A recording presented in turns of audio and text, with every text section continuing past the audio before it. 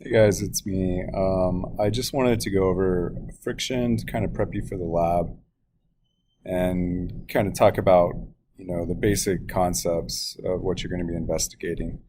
And so I have this FET sim, and what I want you to see is how friction works. And so remember that there's two types of friction. There's static friction, which in this case is holding this box in place. This box right here. So as I start applying a force in this direction, then there's a frictional force that's working against me that keeps it in place. And so this is static friction. It's the force that's going to hold it in place.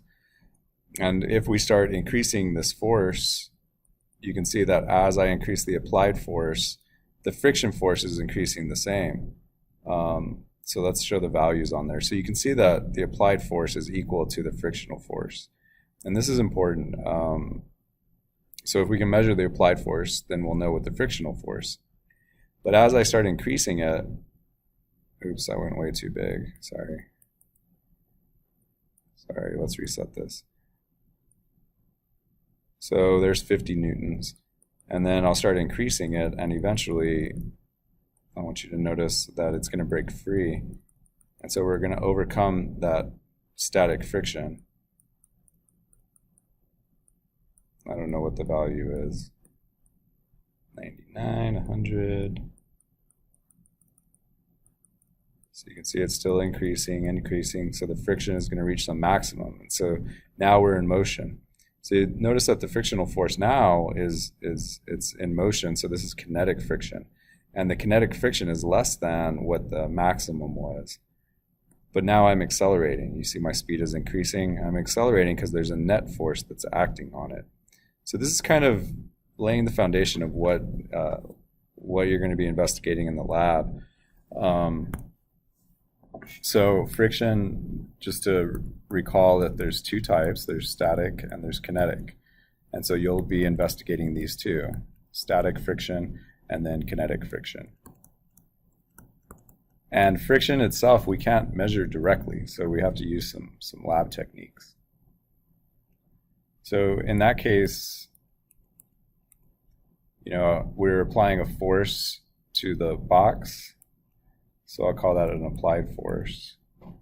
And then it's producing static friction in the opposite side. Okay, so we're going to have some static friction that's working against it. And again, the idea is if we're going to increase this force until a maximum, and then this will break free. And so if we find that force that will just break it free, then we know that that's what the maximum static friction is. So basically what happens, let me show you, I think I did this in the other video. The force over time, as I'm applying it and then it breaks free and starts moving, that force is going to increase to some maximum, and then it's going to break free, and then it's going to be kind of constant.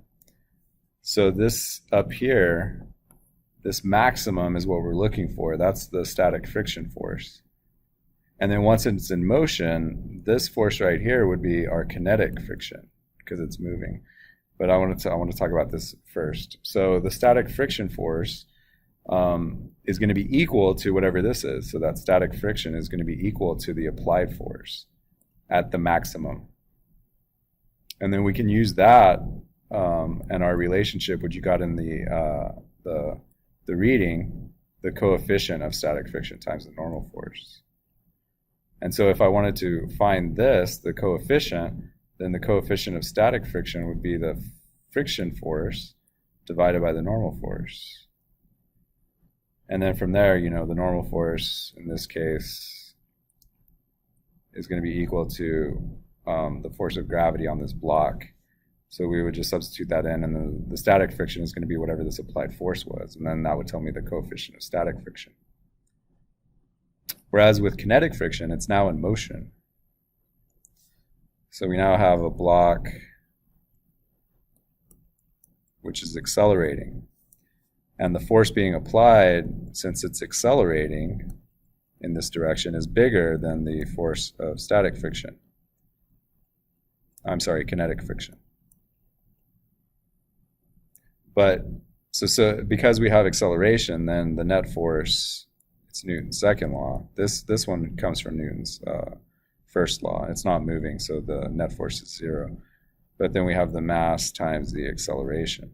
And the net force in this case would be the applied force minus the kinetic friction is equal to the mass times the acceleration. So this equation, then we could solve for the kinetic friction force, because it's not equal, it's less than.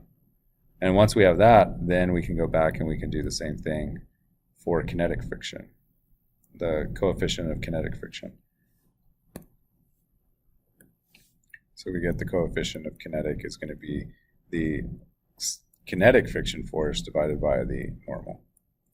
So this is the same, but this comes from Newton's first law because it's not moving.